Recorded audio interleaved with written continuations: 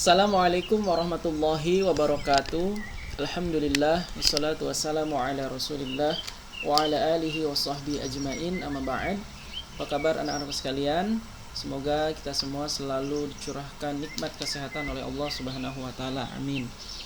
Anak-anak sekalian, hari ini kita akan membahas tentang pengaruh perubahan ruang dan interaksi antar ruang di benua Asia dan benua lainnya.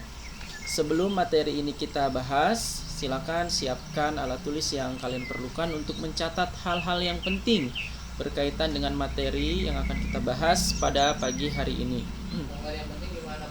Anak-anakku sekalian, pada pertemuan yang lalu kita telah membahas dampak ya dari interaksi antara desa ke kota atau dampak interaksi dari kota terhadap desa. Nah, pada hari ini kita akan membahas tentang pengaruh perubahan ruang dan interaksi antar ruang yang terjadi di negara Asia dan di benua lainnya.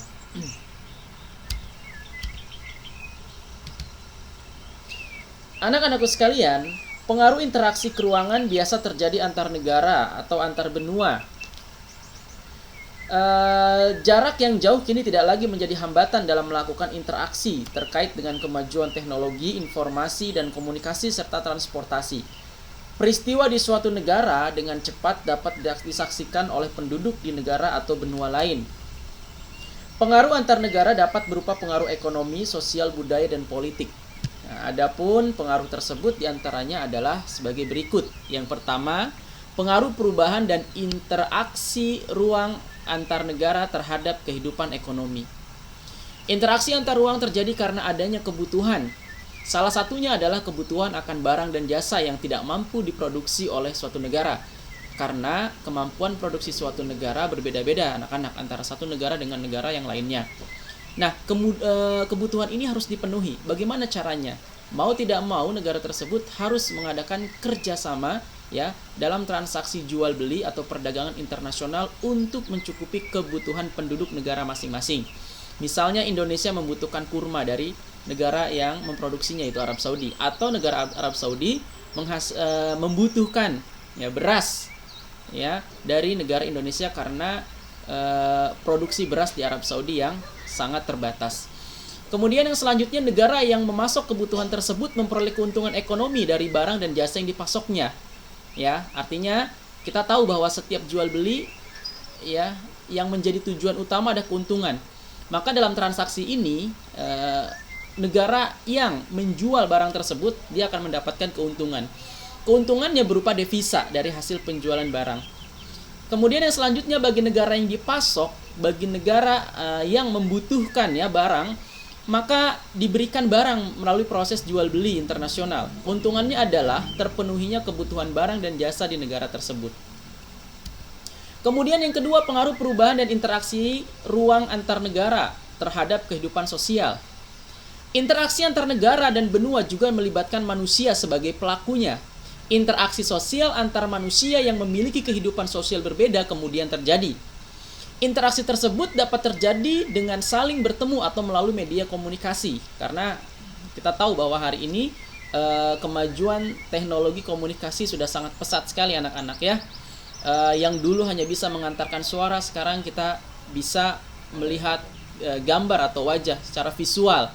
Ya, sehingga arus informasi dari satu tempat ke tempat lain, bahkan dari satu benua ke benua yang lain, ini sangat cepat sekali. Selanjutnya, kehidupan sosial pun dapat berubah karena adanya pengaruh dari interaksi tersebut. Sebagai contoh, adanya wisatawan yang datang ke Indonesia.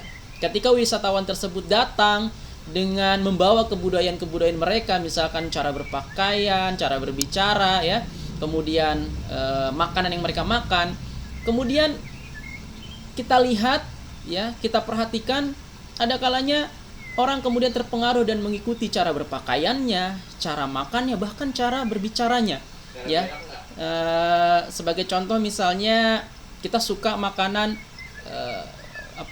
fried chicken atau burger ya. Ini merupakan salah satu makanan yang menjadi kebiasaan makanan bukan orang-orang Indonesia, tapi saat ini orang-orang Indonesia banyak yang menyukainya. Kemudian yang ketiga, pengaruh perubahan dan interaksi ruang antar negara terhadap kehidupan budaya. Anak-anak sekalian, saat ini interaksi antar ruang terjadi tidak hanya bertemu secara fisik melalui tatap muka. Ya, karena kita tahu bahwa pertemuan fisik atau tatap muka ini memerlukan biaya juga ya, dan memerlukan waktu. Ketika ingin bertatap muka, maka kita harus menyediakan waktu yang cukup lama untuk mengunjungi orang yang ingin kita temui. Namun dengan kemajuan transportasi dan komunikasi, ya, membuat interaksi antar ruang menjadi semakin lebih intensif atau sering.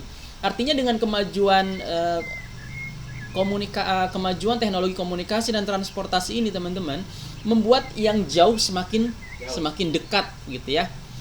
Kemajuan teknologi transportasi juga mendukung terjadinya interaksi budaya secara langsung melalui pertemuan secara fisik. Ya, sedangkan kemajuan komunikasi membuat sangat mendukung interaksi budaya secara tidak langsung. Peristiwa budaya dari suatu masyarakat dengan mudah dapat disaksikan oleh masyarakat di daerah lain, sehingga ini dapat mempengaruhi budaya masyarakat yang menyaksikannya. Contoh, cara berpakaian penduduk di Arab dapat ditiru oleh masyarakat dari negara lain karena masyarakat bisa melihat cara berpakaian penduduk Arab melalui media atau bertemu langsung. Kemudian yang keempat, pengaruh perubahan dan interaksi ruang antar negara terhadap kehidupan politik. Anak-anak sekalian, dinamika kehidupan politik suatu negara juga tidak lepas dari adanya interaksi dalam bentuk komunikasi antar wilayah atau antar negara di dunia. Peristiwa politik di suatu negara dapat mempengaruhi kebijakan politik negara lain. Sebagai contoh, pertikaian antara Israel dan Palestina mempengaruhi kebijakan pemerintah dalam melakukan hubungan diplomatik dengan Palestina. Indonesia mendukung perjuangan Palestina dan tidak melakukan hubungan diplomatik dengan Israel. Ya, apa alasannya? Karena masyarakat Indonesia juga seringkali melakukan protes terhadap Israel karena adanya tayangan kekerasan yang dipertontonkan oleh Zionis Israel terhadap warga negara Palestina. Kemudian yang kelima, pengaruh perubahan dan interaksi ruang antar negara terhadap kehidupan pendidikan.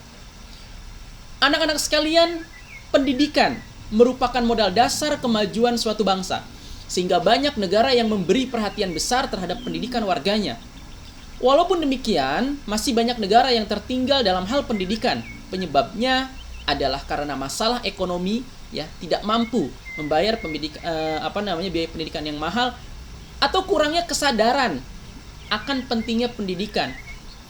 Dalam perkembangan berikutnya, banyak negara semakin memperhatikan pendidikan, sehingga interaksi antara desa dan kota membuat masyarakat desa semakin menyadari pentingnya pendidikan. Yang pada akhirnya banyak penduduk desa yang melanjutkan pendidikannya di kota karena fasilitas pendidikan di kota sudah lebih maju daripada di desa. Kemudian yang selanjutnya dalam interaksi antar negara, salah satu kerjasama dalam bidang pendidikan, banyak negara berkembang mengirim pelajarnya ke negara-negara maju. Tujuannya adalah untuk meningkatkan kualitas sumber daya manusia di negara-negara berkembang. Sehingga nanti ketika para pelajar mereka pulang dari negara maju, mereka dapat membawa ilmu, ya, yang mereka dapatkan dari pendidikan yang telah mereka lakukan di negara tersebut dan menerapkan di negara mereka. Negara maju juga ternyata banyak menyediakan beasiswa bagi negara-negara berkembang lainnya. Ya, ini yang disebut dengan kerjasama internasional dalam bidang pendidikan. Nah, anak-anak sekalian, materi ini merupakan materi terakhir dalam pembahasan bab kita yang pertama di semester yang pertama ini ya. Untuk pertemuan selanjutnya, insya Allah kalian akan mengikuti penilaian tengah semester. Pelajari kurang lebih ada 6 video materi yang sudah Bapak share, ya. Kalian bisa lihat di kumpulan materi dan bisa dipelajari, ya. Karena ini nanti akan mempengaruhi nilai kalian. Demikian pembahasan yang bisa Bapak sampaikan. Kurang lebihnya Bapak mohon maaf. Subhanakallahumma wa bihamdika asyhadu an la ilaha illa anta astaghfiruka wa atubu ilaik. Assalamualaikum warahmatullahi wabarakatuh.